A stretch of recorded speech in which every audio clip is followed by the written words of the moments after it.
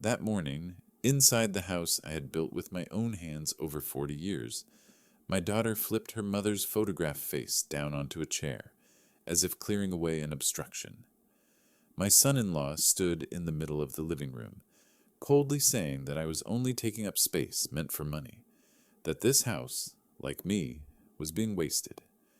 Then they placed before me an ultimatum of 24 hours to leave, and in that moment, I was treated like an asset about to be liquidated, under the completely unapologetic gaze of the people I had once raised. If you have ever been diminished in such a silent way, turned into excess without anyone needing to raise their voice, stay with this story. And if you want to keep listening to stories where the truth does not need to shout, yet still stands upright, I am sincerely grateful if you choose to follow and walk alongside me.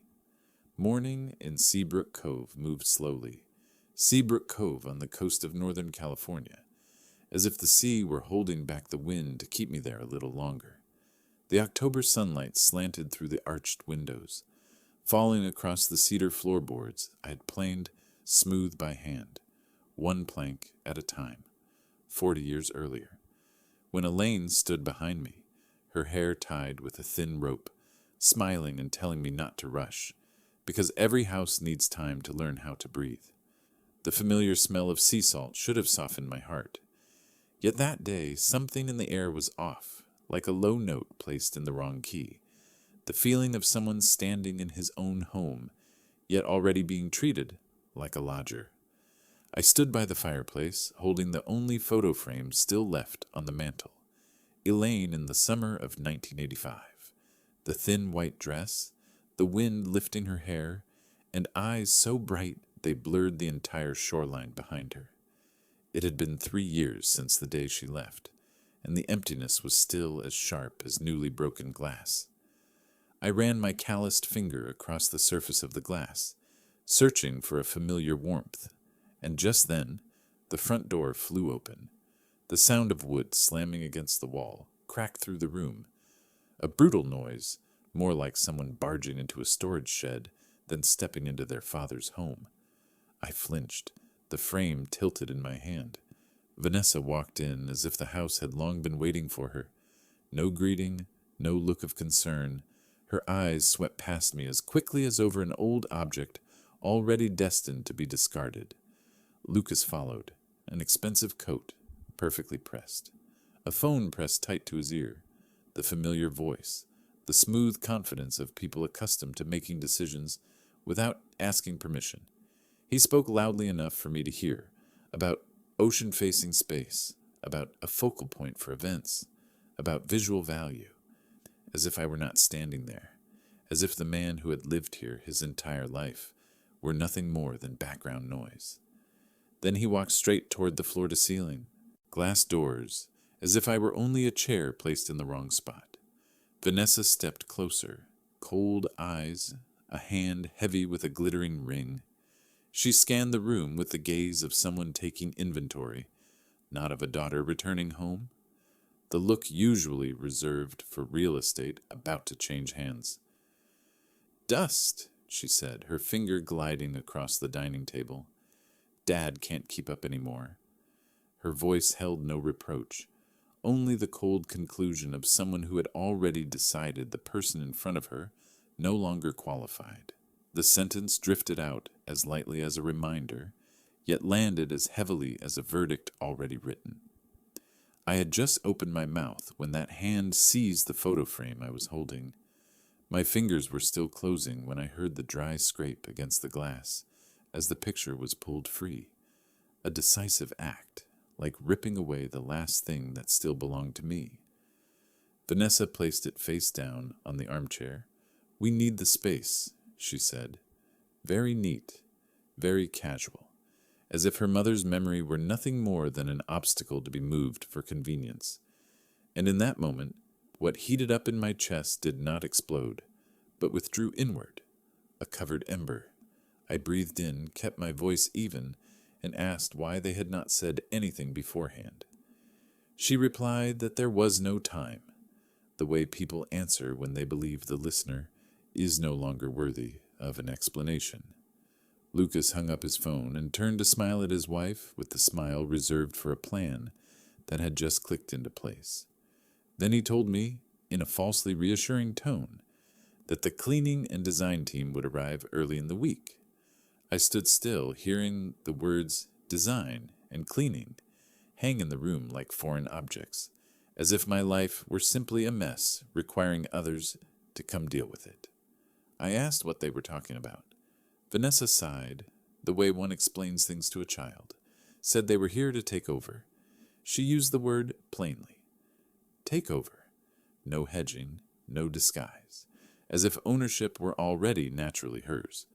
Because Lucas needed the house for an important event at the end of the month, his reputation depended on it. Lucas cut in, his voice low, emphasizing contracts, tens of millions. Then he looked around and said the place had potential. His eyes paused on the walls, as if calculating how much money could be squeezed from every square foot. I heard the word potential, and remembered the early winter rains when Elaine and I mixed cement under a makeshift roof. Remembered every nail I drove, every plank I set. Remembered Seabrook Cove back when no one was looking.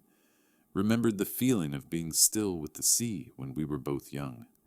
Vanessa continued, said I would move in with Noah. My old room was still there. It would be good for me because someone would be keeping an eye on me. The way she said it, as if I had become a burden requiring supervision, the way she stressed keeping an eye, made my stomach tighten, as if I were something fragile that needed watching. I said no, low voice, steady. This house was her mother's. It was ours. I was not going anywhere. The room went silent. Lucas laughed shortly. Sharp. A sound without joy. The laugh of someone who has just heard something stupid. He stepped closer, a little taller than me, but hollow. Said I was 69. Said not using an asset worth nearly $5 million was wasteful. Said plainly that I was only taking up space meant for money. Said the house was just sitting there like me, collecting dust. Compared me to something forgotten in storage. The said value needed to be created. The word value fell like a blade. I looked at him, thought about the years of labor no one counted, thought about Elaine, about the bones of this house. Then I repeated my request that they leave. Vanessa looked at me. The irritation vanished, replaced by coldness. The look of someone who had decided to erase a name. She opened her handbag, pulled out a thick stack of papers, and placed them on the table. Said it was an emergency guardianship filing. Submitted that morning. She said it as if stripping me of my adult rights were merely an administrative step. Lucas smiled again. Said I had forgotten to pay the electricity bill. I knew I had forgotten because I had been in Zurich for 3 weeks, closing a deal. They said I was refusing medical care. I refused because I did not need the pointless back surgery they were pushing. Vanessa looked straight into my eyes, said I was showing signs of dementia. She said it slowly, clearly, as if rehearsing for court. The court would see that I was no longer capable of managing my affairs. I almost laughed at the word capable. She said they would believe it, especially when both children testified. A knife drove straight into the idea of family. Noah's name rang in my head like metal striking stone. I called him, heard the hesitation in his voice, heard the admission about debts that had been paid in exchange for his signature. I hung up, understood the price. Vanessa glanced at the Cartier watch I had once given her, a gift that had now become a measure of time, pushing me out of my own life. Said she did not want things to get ugly in court. Asked for the keys. They gave me 24 hours to pack. The cleaning team will arrive tomorrow morning. Lucas patted my shoulder, a gesture of fake familiarity, heavy as a threat. Said I could not handle this fight. Said it as if I had already lost before being allowed to resist. I looked at them. Looked at my daughter's face twisted by ambition. Looked at my son-in-law, glowing with triumph. And right then the anger drained away, leaving behind something cold, solid, sharp.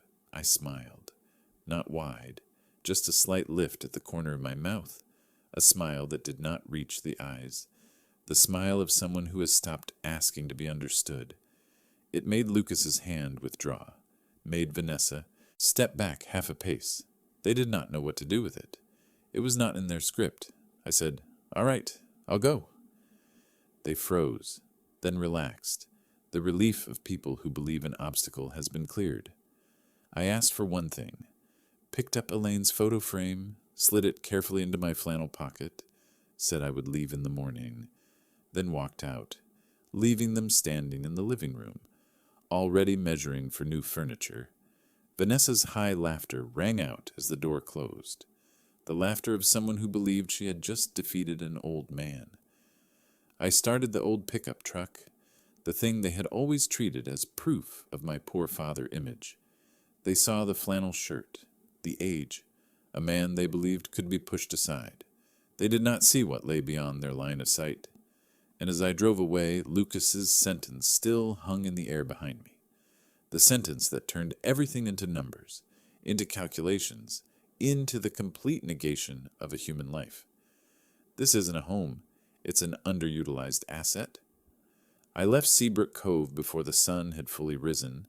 The mist-dampened coastal road reflected yellow streetlights, stretching ahead like a thin line of a past that had not yet sealed itself shut.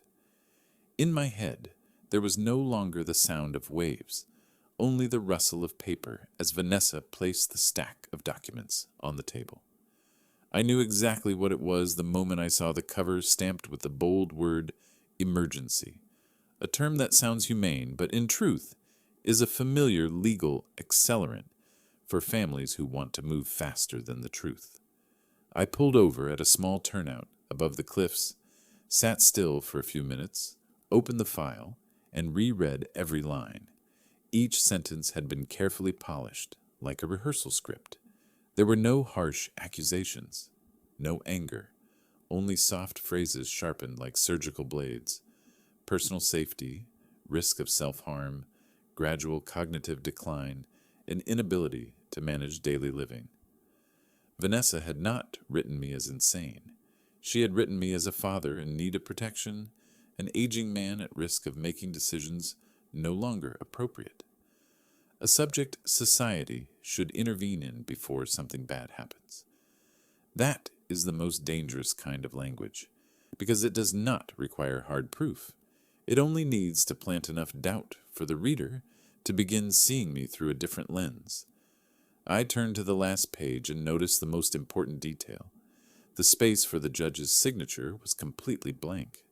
No seal, no ruling issued. It was only a petition, a request dressed up as urgent. There was not yet any court order. No one had officially declared that I was no longer myself. But Vanessa and Lucas had behaved as if the verdict had been handed down long ago. They did not need a judge yet. They needed me to believe it was already over, that resisting would only make me look uncooperative, the perfect image to reinforce exactly what they were writing about me. I closed the file. In that moment, I did not feel fear. I simply saw more clearly how they were escalating, not with shouting, but with process, not with force, but with the confidence of people who believe the law always trails behind money. Vanessa had chosen a language that any outsider would nod along to sympathetically. She did not say she wanted the house. She said she was worried about my safety. She did not say I was useless. She said I showed signs of needing support. Every sentence was sugar-coated, but inside was the intent to strip me of self-determination. And to complete that performance, she needed one more family witness. I took out my phone and stared at Noah's name in my contacts, a name once tied to small exhibitions, unfinished dreams, and the many times I quietly paid his debts. Last night's call had not been enough. I called again. Noah's voice shook, no longer able to hide the unease. He said Vanessa had helped clear his old loan. Said all he needed to do was sign a statement that I was not stable. Just a confirmation of condition, not an accusation. Just helping Dad get proper care. I listened and understood how neatly everything had been arranged. That debt had not only bought silence, but it had also purchased the role of a son inside a legal file. I did not blame him, not in that moment. I only saw one thing clearly. They were moving fast because they believed I was slowing down. They thought age had dulled my reaction time. I would panic at heavy terminology, that I would choose compliance to keep the peace, to avoid being labeled a stubborn old man. I sat in the truck, watching the distant ocean begin to brighten. For the first time since Elaine died, something unfamiliar slipped into my thoughts. Not pain, not anger, but the cold clarity of someone who had just seen the entire chessboard. I understood that this was only a petition, a piece of paper with no coercive power yet, but that was exactly why it was dangerous, because it was being used as a psychological strike before the law had time to speak. I placed the file on the passenger seat, did not tear it up, did not throw it away.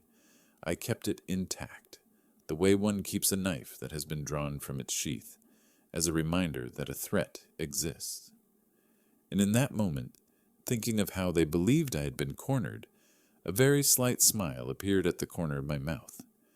Not a happy smile, not a mocking one, but the smile of someone who has just realized the opponent is making moves before the opening bell. A smile completely outside the script Vanessa and Lucas had written for me. I drove away from the turnout after the sea had already changed color. The blue-gray faded in the rearview mirror. The old pickup shuddered lightly with its familiar engine rhythm, like a long-held habit that needed no proof. The flannel shirt draped over the passenger seat still carried the smell of wood and salt. The beach house key weighed heavily in my pocket, like a keepsake that did not yet know where it belonged. And when the tires met the highway, Zurich slipped back into focus with sharp clarity. Last winter, I stood in a conference room overlooking the Limit River, a thin layer of snow on old rooftops, serious banking faces across from me, a logistics hub map spread across the screen. Numbers are moving slowly but decisively. I signed the agreement to sell a strategic equity portion after multiple rounds of due diligence. No applause, no congratulations, just a clean handshake and confirmation that the transfer had been scheduled. It was not a moment for display, but the endpoint of a long curve, where one learns to go far through silence. I left Zurich that same night, as always, because money does not need a guard standing over it. It only needs the right structure to flow on its own. And that structure had a name, one Elaine and I drafted many years ago, the Shoreline Clause. It sounded harmless, like a footnote, but in truth, it was the handbrake on any ambition that crossed family boundaries. The clause lived inside the trust. The coastal house belonged to Elaine's trust. I retained full legal control, unless and until a court order said otherwise. It froze occupancy rights to the beachfront property if there were signs of coercion, manipulation, or threats to capacity. I did not write it because I distrusted my children. I wrote it because I had seen too many structures collapse, not from waves, but from people forgetting to set foundations. Caleb Moritz held the original, a quiet lawyer, careful to the point of irritation. Every time we met, he asked the same question, sounding unnecessary. "Everything's still according to your wishes, Richard." And I always answered with a nod, because some things do not need revisiting if they were placed correctly from the start. The pickup kept moving. The fuel gauge dropped slowly. The radio stayed off. I did not turn it on because I did not want sound intruding on thoughts that were becoming clean and aligned. They thought I was poor because I chose to live this way, because flannel was easy to wear, because an old truck was sufficient, because keys stayed in my pocket instead of hanging on display. They saw the surface and concluded capacity. The way people look at a calm sea and assume the bottom is shallow. I exited the highway, heading north instead of back to Seabrook Cove. No motel stop, no temporary place to sleep. Because big decisions do not need cushioning, they need footing. I stopped at a small harbor, stepped out. Salt wind struck my face. The beach house key brushed against fabric. I did not take it out. I did not return it either. I left it where it was, a reminder that some doors do not need to be opened, to know you still have the right to enter.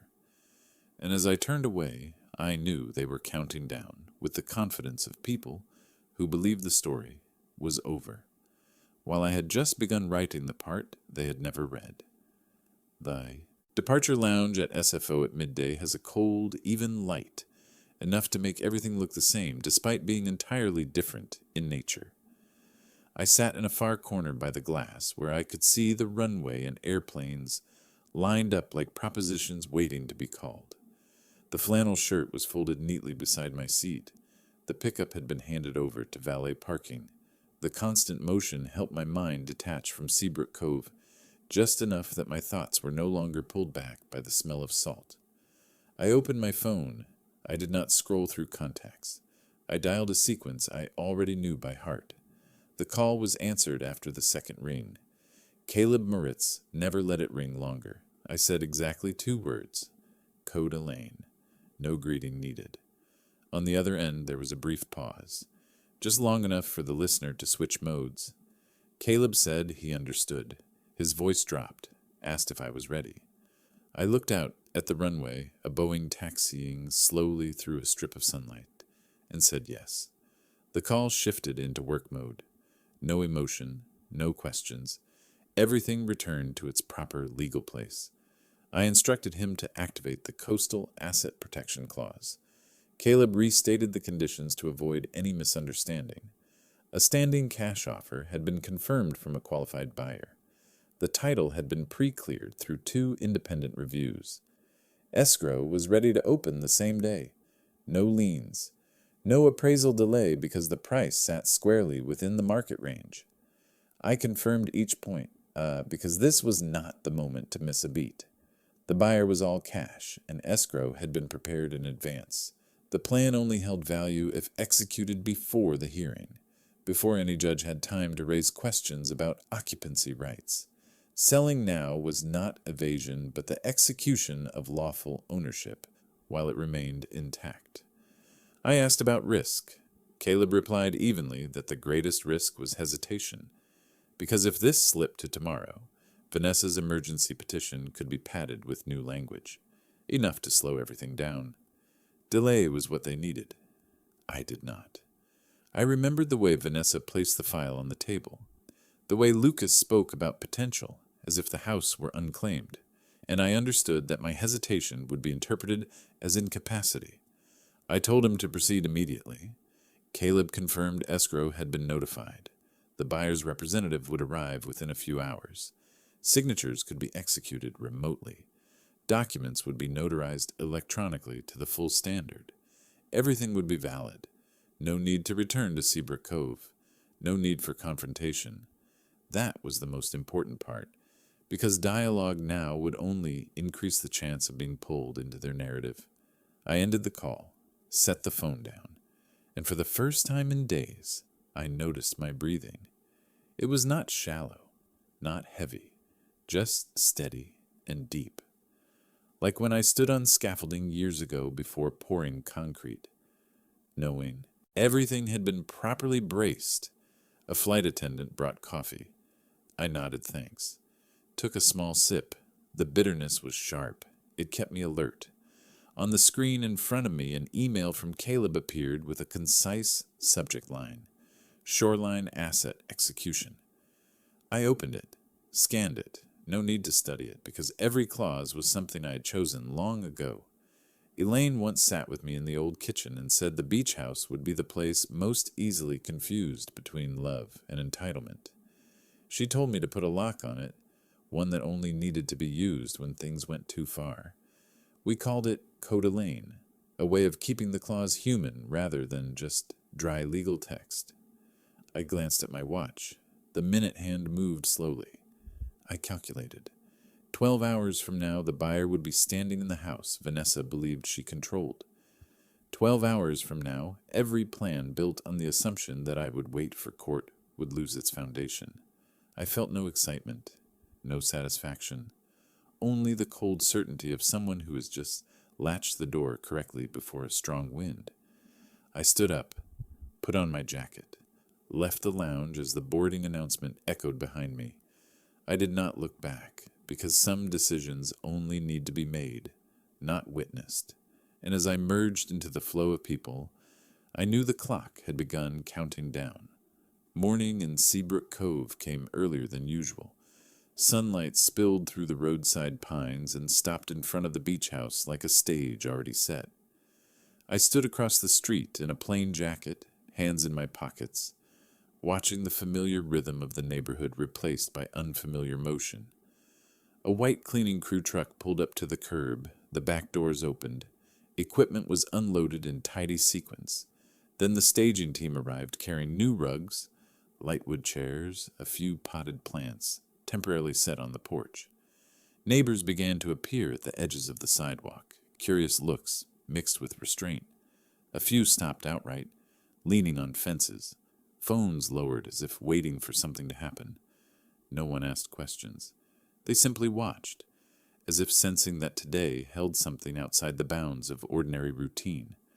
I heard shoes on hardwood, the rip of packing tape pulled from a roll. Small sounds, but sharp. Then a glossy black sedan rolled in and stopped squarely at the entrance. The broker stepped out first, gray suit, portfolio tucked tight to his chest, the assured gait of someone accustomed to delivering final words. Behind him came the buyer, composed, eyes sweeping the facade, as if confirming an investment already vetted. Vanessa and Lucas appeared almost simultaneously. She moved quickly, heels clicking sharply on the stone path, her face tense but straining to hold a polite smile, stretched too tight to be natural. Lucas stepped toward the broker, extending his hand with the practiced smile of someone used to directing outcomes. He spoke a few words about timing and the upcoming event, as if authority were his by default. His familiar, commanding voice carried across the small crowd, until the broker did not take the offered hand, merely angled aside and turned elsewhere. His voice was clear and loud enough for those nearby to hear. Permission to proceed with the new owner. The phrase landed cleanly. No emphasis, no explanation, like a sign placed directly in front of them. Vanessa froze. Her eyes widened for a split second, as if her mind had not yet caught up with what she had just heard. She asked again, her voice a pitch higher. Which new owner? The broker's expression did not change. He replied that the transaction had been completed. The house had transferred ownership that morning. The buyer offered a small smile and a nod. His gaze passed over Lucas as if over a detail removed from a final draft. Lucas reacted faster. He stepped forward, hand out again, trying to pull the conversation back under his control. He said there must be a mistake, that they were handling a family matter. His voice thinned at the end.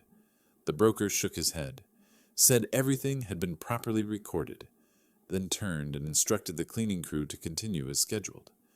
Vanessa pulled out her key. The familiar silver caught the sunlight. Her hand was visibly shaking. She climbed the steps, inserted it into the lock, twisted hard. The door did not move. She tried again. More force. Metal clicked softly, useless. Her breathing quickened. Her face drained of color. One of the staging workers glanced over and paused. Silence spread. Several neighbors shifted their attention fully.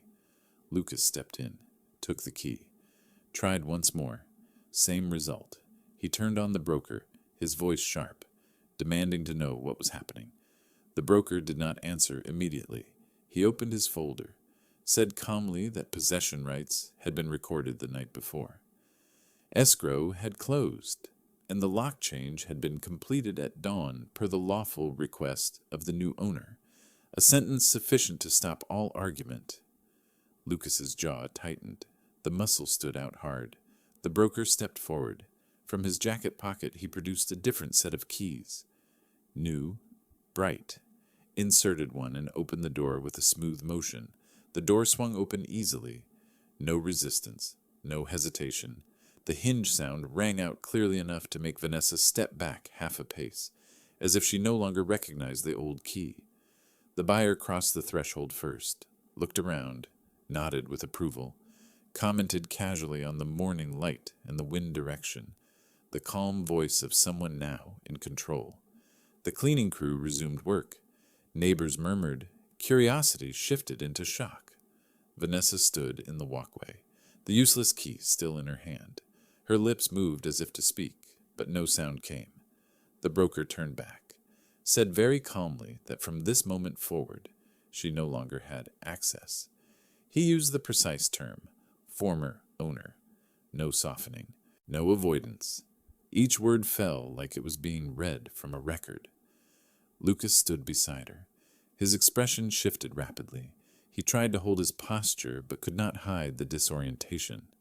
His gaze swept past the workers and landed on the buyer, where he understood he had been removed from the game.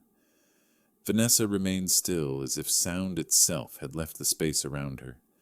Her shoulders dropped slightly, but enough for anyone to see. Sunlight poured directly onto the porch, exposing a face emptied of expression. The neighbors saw everything. No explanation needed, no conclusions required. The single moment of a door opening with a different key was enough to understand that the order had reversed.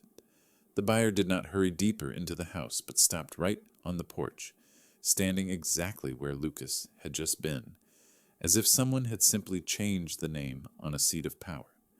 Sunlight fell squarely across his shoulders, direct and unflinching. I saw Lucas instinctively lean forward, the familiar tilt of someone used to being waited on, but no eyes turned back to him. The buyer shook the broker's hand first, decisive, cold, efficient, passing over Lucas the way one passes over someone no longer on the decision chart.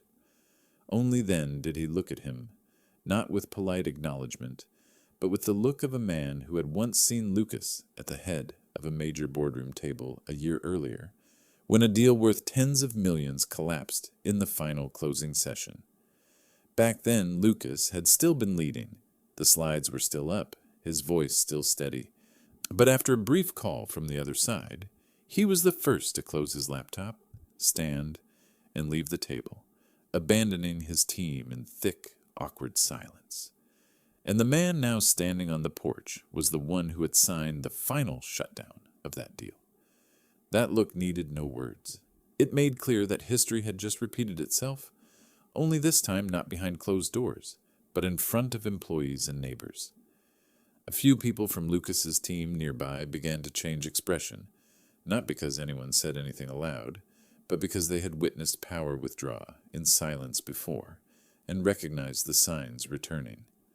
The buyer addressed the broker by name, asking directly about handover timing, the cleaning schedule, preparations for a weekend reception, the very party Lucas had spoken about with confident certainty, as if it were already secured, now referenced as a plan that had simply changed owners. Lucas gave a very small laugh, a smile trying to keep its balance, and started to cut in, explaining that it was his company's event, that invitations had already gone out. The buyer did not let him finish. He gave a slight nod and replied, his voice low enough to avoid raising it, but clear enough that everyone nearby caught every word. I remember that party. You said the same thing when you lost Harbor Point. The difference is that this time you're not in the boardroom. You're outside it. The sentence landed exactly where it needed to, like a stamp on authority, just revoked. Lucas froze, longer than usual, too long for someone accustomed to steering outcomes. A few employees looked to him, waiting for direction. When none came, their eyes drifted away. Anticipation turned into discomfort. The buyer continued speaking with the broker about afternoon light, wind direction, keeping the wooden porch intact because he liked its raw feel. Each detail was a quiet affirmation of who now held decision rights. Lucas stood there, arms hanging at his sides, trying to keep his back straight as his shoulders slowly sagged, the posture of a man still wearing a suit but stripped of position. He glanced toward those who once followed him with the familiar signaling look, but met only avoidance. A younger employee lowered his head, pretending to check his phone. Another stepped half a pace back, as if to avoid sharing the same frame. I understood then that Lucas did not lose his standing, through shouting or force. He lost it the moment no one needed to wait for him to speak first. The buyer turned back one last time, looked straight at Lucas, and added one final sentence. Slow, precise, carrying the full weight of someone standing on land that had changed names. You once called this place an underutilized asset. Today I'll be putting it to proper use. Then he turned away, leaving Lucas stranded on the porch, his employees in front of him, Vanessa silent behind him, and all around them a stage where the lead role had just been publicly crossed out. I did not stay to watch longer. When order has shifted, no further witnessing is required. Driving away from Seabrook Cove, I did not turn on the radio. I drove slowly, letting my memory trace numbers I had never spoken aloud for years. Not because I forgot them, but because I believed I never needed to name them. Every month, the fixed allowance transferred on schedule, so regular Vanessa treated it like air. Family card charges surfaced in my mind like an invisible statement. Flights booked one class higher than necessary, restaurants without printed prices, purchases swiped simply for convenience, trips taken without notice and explained afterward, as if I were merely a payment processor. I remembered her once saying casually that the family card made everything smoother, that there was no need to ask permission for small things. At the time I nodded, not because I agreed, but because I thought trust was a form of love. Only this morning, when the door opened with a different key, did I understand they had used my silence as permanent consent. The pain did not arrive as anger. It came slowly, evenly, like the late realization that one's generosity had been spent down to nothing. I pulled over, sat still for a few minutes, then called the bank, not to issue commands, but to review every step, every right, every clause I had signed years earlier. The account manager read the file back to me, confirmed that Vanessa was only an authorized user, that trust disbursements were discretionary, that I retained the right to adjust them at any time. I listened without interrupting.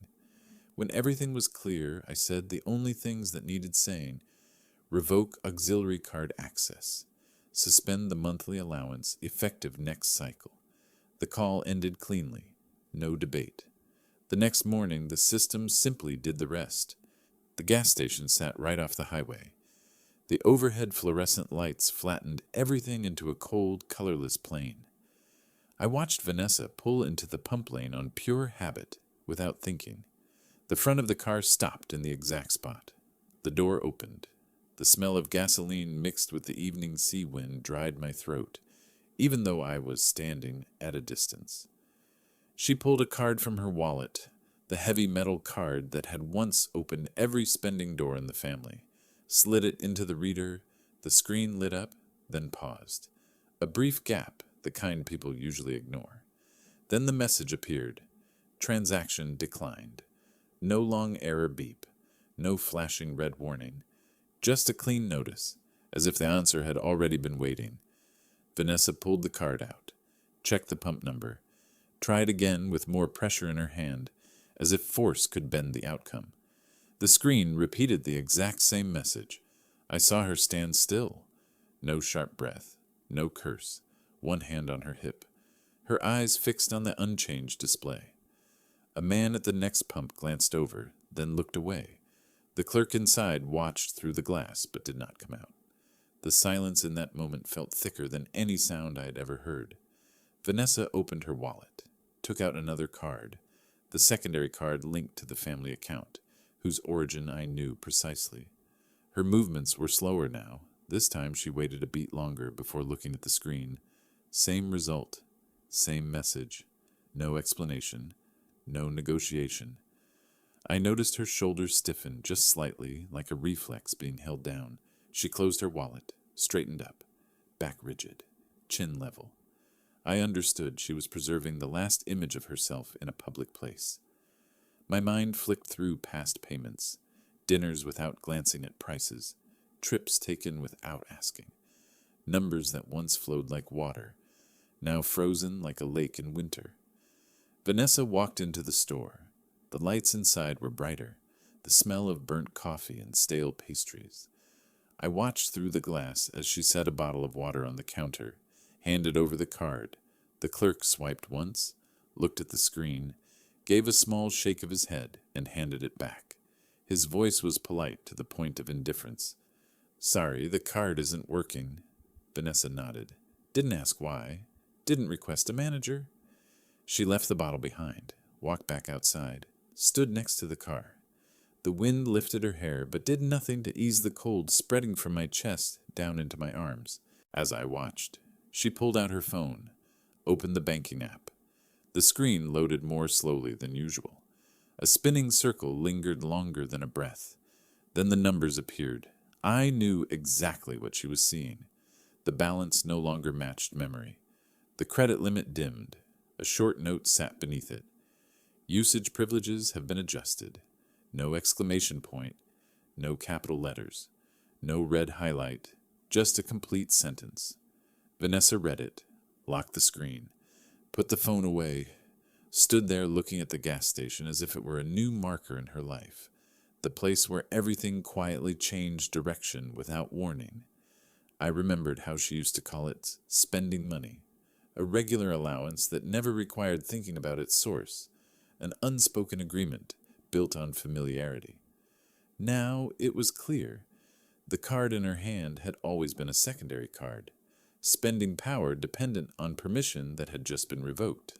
Not a system error, not a technical glitch, but a decision executed in proper sequence. Vanessa opened the car door, sat in the driver's seat, didn't start the engine right away. One hand rested on the steering wheel. I knew that feeling. Leather smooth, but suddenly unfamiliar when control disappears. In my mind, the morning at Seabrook Cove aligned itself again, the door opening with a different key, the phrase "former owner" spoken aloud among witnesses. Everything fell into a straight line, needing no further explanation. Outside the station, cars continued to come and go. Transactions kept flowing. Only Vanessa stood outside that current. And I understood exactly what she had just realized. This wasn't a small error you could call support to fix. Not a temporary issue that would resolve itself in a few minutes. This wasn't a malfunction. The afternoon settled over Seabrook Cove with a pale light, not warm enough to soften the cold concrete of the apartment complex a few blocks inland from the shore. This was not the beach house that had just been sold, not the place that had drawn neighbors and staff that morning, but a separate, low-rise, discreet apartment, where Lucas and Vanessa had lived for years as if it were a permanent home. I stood across the walkway, watching the familiar door they opened every evening with the habit of people who believed they had the right to stay indefinitely. The process server arrived on time, neatly dressed, the neutral voice of someone who works only with schedules and paperwork. He called Vanessa's name, confirmed her identity, and handed over a notice to quit with a decisive motion. No long explanation, no argument. Lucas appeared a moment later, asking what was happening, his voice still carrying the instinct of control, but already short of breath. The server did not respond emotionally, only stating that the documents had been properly served and that all necessary information was contained within. Vanessa lowered her gaze to the paper, reading more slowly than she had that morning at the beach house, because this time there was no crowd to shield her, only an empty hallway and the sound of wind slipping through the door seams. The server opened his folder, removed a copy of the contract, and placed it directly in front of them. The title "Residential Lease Agreement" was clearly visible. The apartment address matched. The signing date went back 5 years, not recent, not after any conflict. My signature appeared under landlord, Lucas's signature under tenant, Vanessa's under co-occupant. Everything was orderly, leaving no alternative interpretation.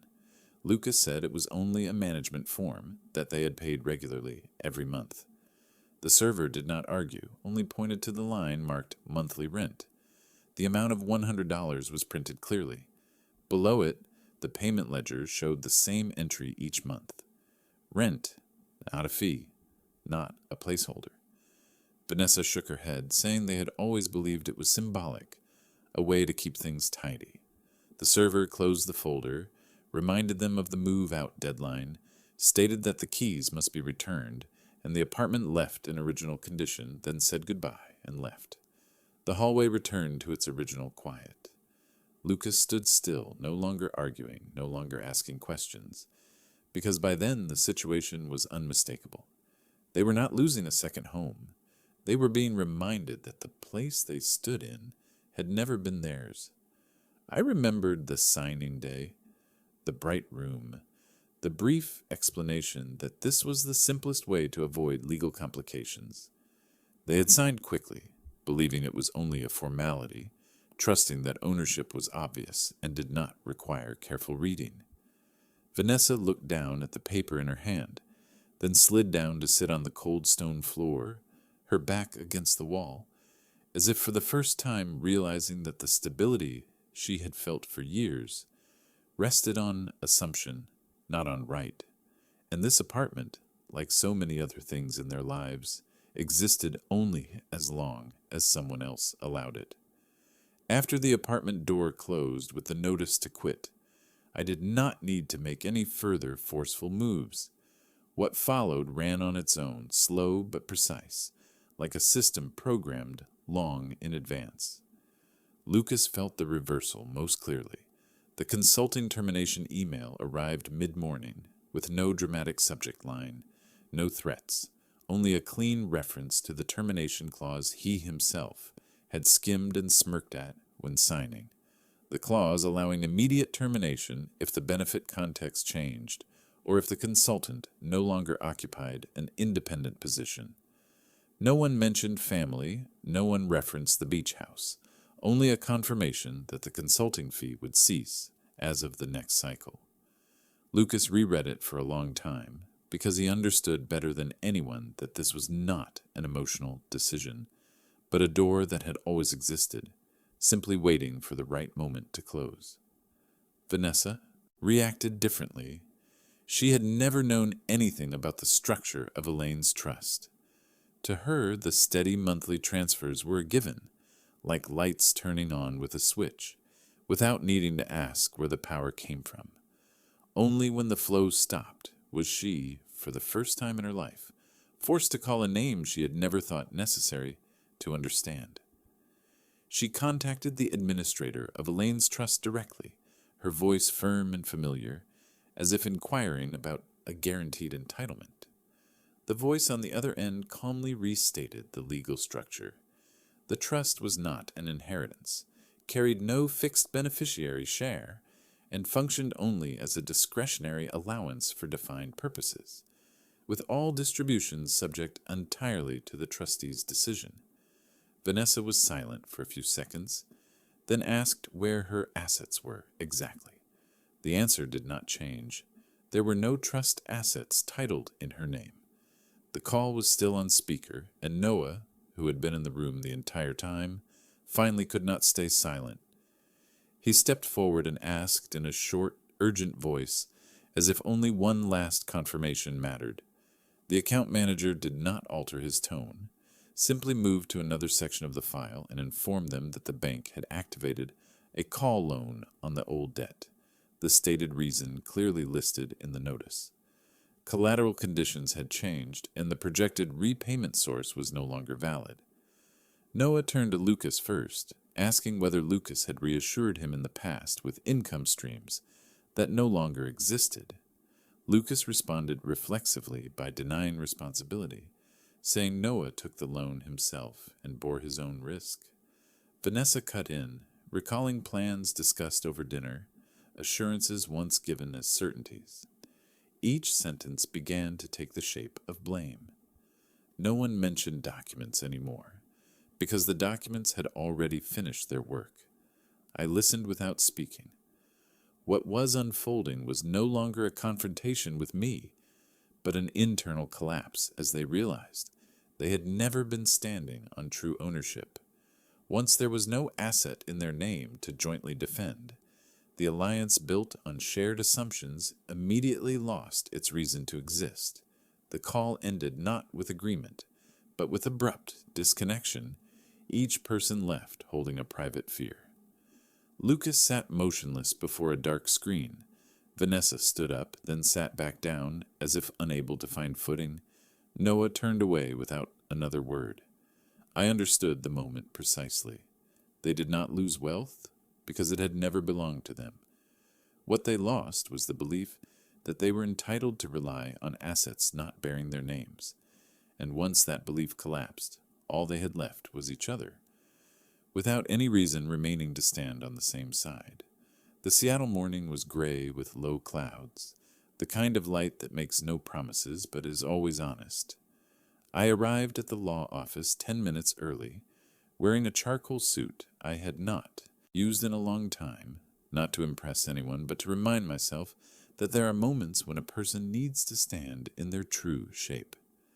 The conference room sat on a high floor, clear glass looking straight out over the bay, a long wooden table, leather chairs evenly spaced, everything orderly enough to leave no room for excess emotion.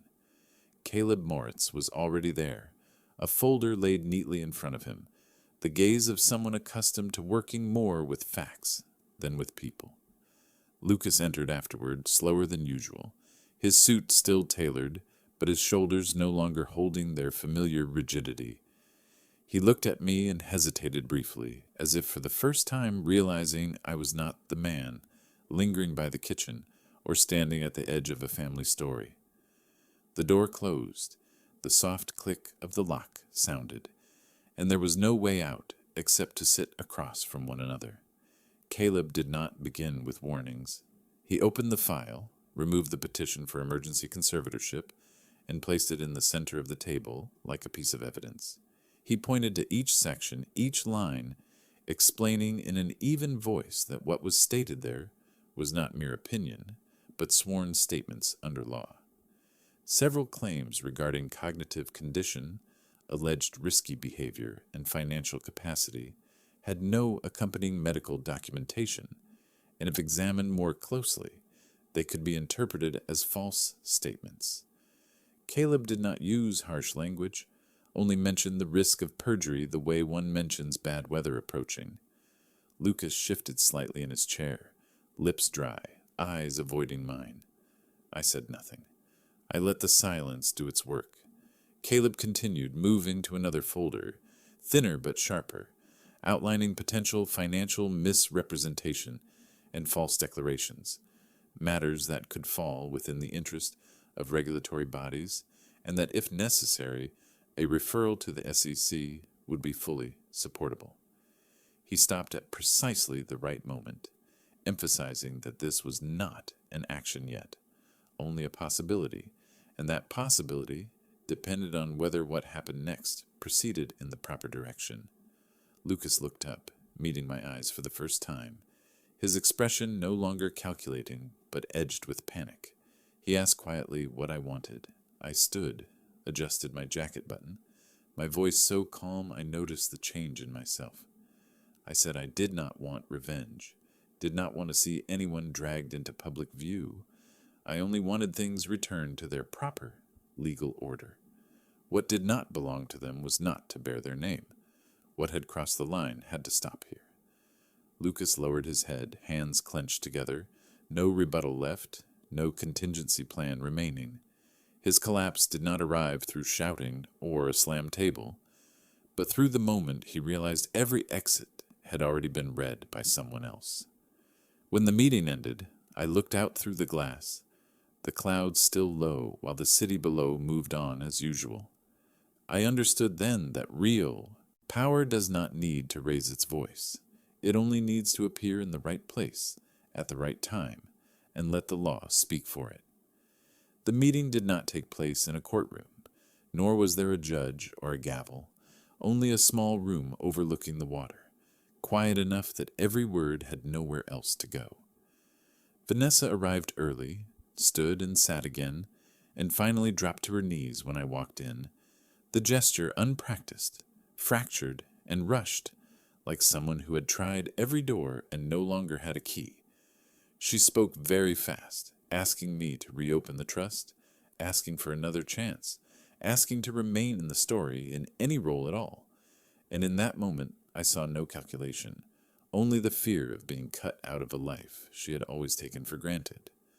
I did not interrupt her, waited until she stopped because she was out of breath, then spoke slowly, carefully enough that every word could not be misunderstood, telling her that what hurt me was not the money or the control, but the fact that she had tried to erase me from my own life, that when she signed those papers and used the language of false concern to deny my capacity, she had chosen to treat me as an obstacle to be removed, not a father worthy of dialogue.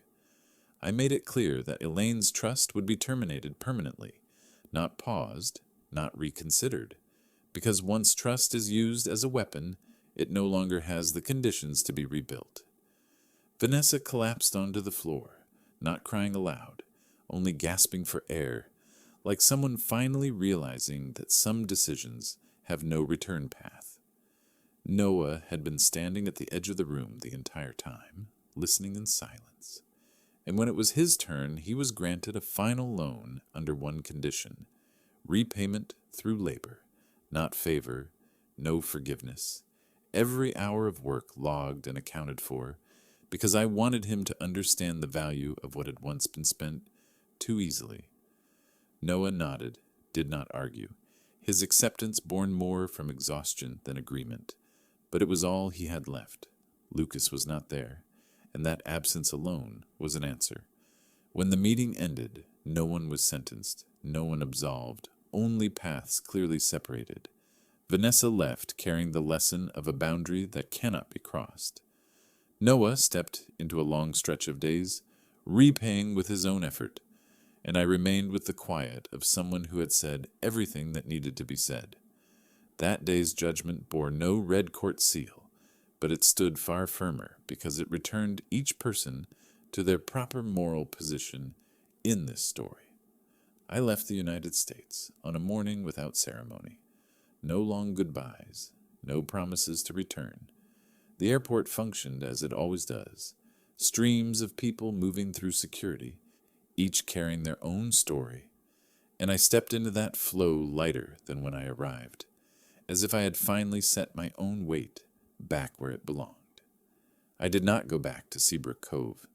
The beach house had completed its purpose, and I did not need to see it again, to confirm what had closed. Some places are once home, then become only markers on the map of memory. Returning only blurs boundaries that should remain clear.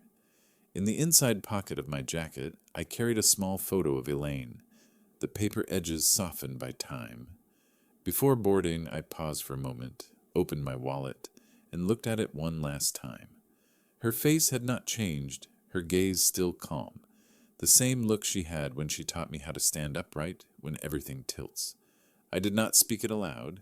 I simply folded the photo and put it away, not like burying a memory, but like placing it somewhere that no longer needed protection. The plane lifted off the runway, the city shrinking beneath low clouds, and I realized I was not carrying victory or defeat with me.